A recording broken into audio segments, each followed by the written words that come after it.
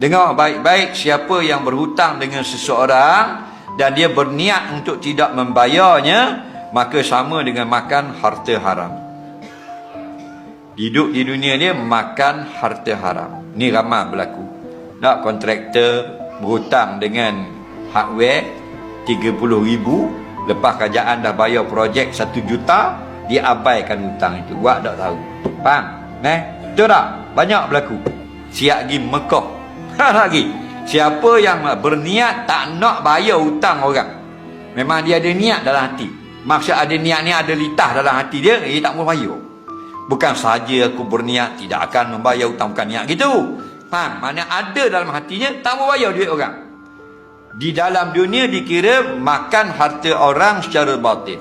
Maknanya kata ulama, ibadat solatnya tidak diterima.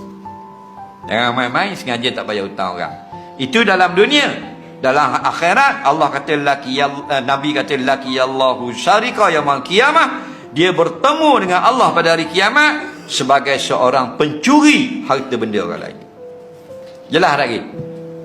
Tu hati-hati.